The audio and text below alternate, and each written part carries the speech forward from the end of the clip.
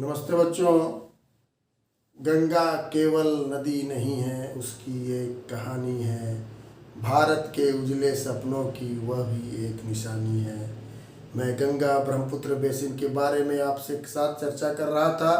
आइए उस चर्चा को हम लोग आज और आगे बढ़ाते हैं और आज भूगोल विषय के अध्याय 8 वर्ग 7 में हम लोग गंगा ब्रह्मपुत्र बेसिन के निवासी, वहाँ का मुख्य पेशा और वहाँ की कुछ अन्य रोचक जानकारियों के बारे में आपके साथ बातचीत करेंगे। तो सबसे पहले हम लोग देखते हैं वहाँ की जनसंख्या के बारे में। तो गंगा और ब्रह्मपुत्र नदी बेसिन को हम लोग जनसंख्या के हिसाब से दो भागों में विभक्त कर सकते हैं। एक वैसा क्षेत्र जहाँ की जनसंख्या विरल है, दूसरा वैसा क्षेत्र जहाँ की जनसंख्या सघन है। विरल जनसंख्या कहाँ पर है? तो गंगा और ब्रह्मपुत्र का जो पर्वतीय क्षेत्र है वहाँ पर जनसंख्या विरल है, क्योंकि वहाँ पर जीवन के लिए अनुकूल परिस्थितियाँ नहीं है बल्कि प्रतिकूल परिस्थितियाँ है। अर्थात वहाँ समतल जमीन नहीं है, तीव्र ढाल वाली जमीन है, कृषि के लायक जमीन वहाँ पर कम है, जंगल है वहाँ पर, इसलिए वहाँ की जनसंख्या विरल है। दूसरा है मैदानी क्षेत्र जहाँ की जनसंख्या सघन है। क्यों सघन है? क्योंकि वहाँ पर समतल जमीन है, खेती के लायक जमीन है, पेयजल की सुविधा है और अन्य साधन भी वहाँ पर मौजूद है, इसलिए वहाँ की जनसंख्या काफ़ी सघन है। तो जनसंख्या के हिसाब से हम लोग इस गंगा ब्रह्मपुत्र बेसिन को दो भागों में बांट सकते हैं। इसके बाद हम लोग यहाँ के मुख्य जीविका के साधन अर्थात पेशा के बारे में जानते हैं। तो यहाँ भी जैसे आपको मालूम है भारत एक कृषि प्रधान देश है, अपना देश जो है कृषि प्रधान देश है।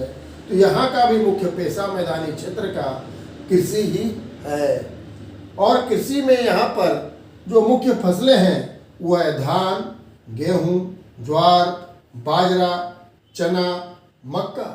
इसके अलावा पिछले वीडियो में हमने चर्चा की थी फलों के बागान के बारे में। तो यहाँ पर फलों के बागान भी बहुत हैं।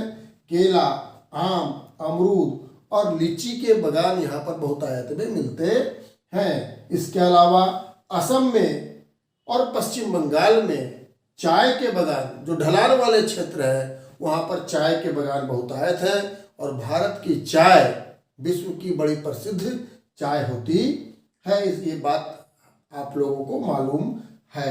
इसके अलावा यहाँ के लोगों का मुख्य पेशा उद्योग धंधा भी है। क्यों उद्योग धंधा है? क्योंकि यहाँ पर बहुत सारे उद्योग विस्तृत रूप से फैले हुए हैं। बहुत सारे उद्योग यहाँ पर हैं और ये विस्तृत रूप से फैले हुए हैं।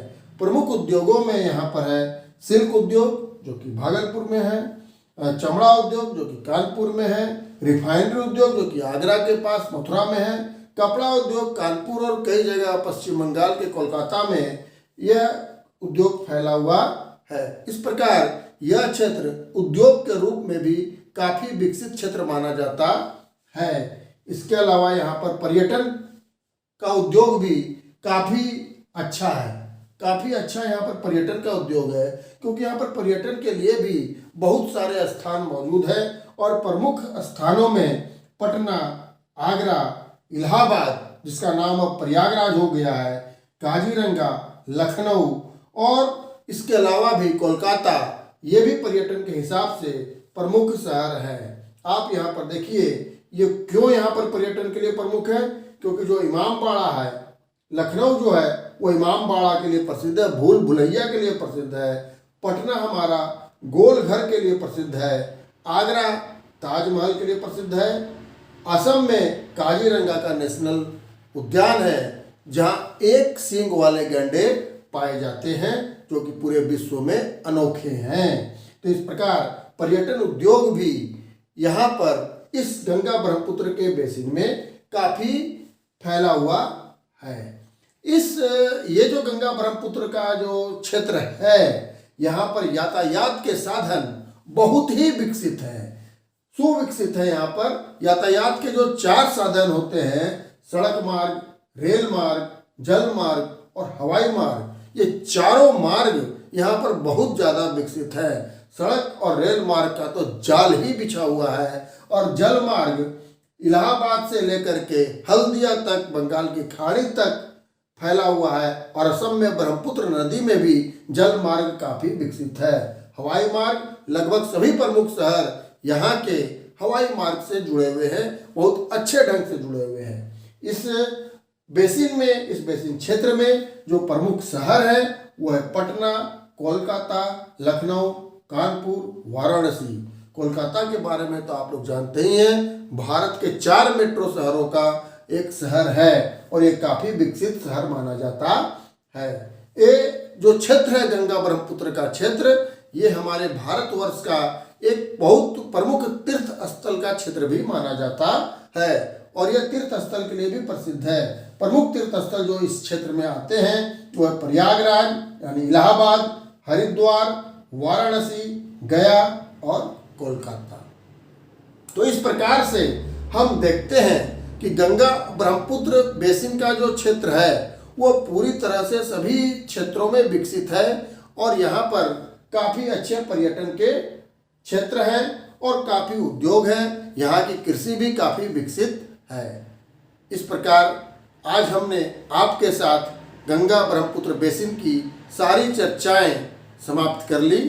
अगले वीडियो में हम इस पाठ के कुछ प्रमुख प्रश्न उत्तर के बारे में चर्चा करेंगे। तब तक के लिए धन्यवाद।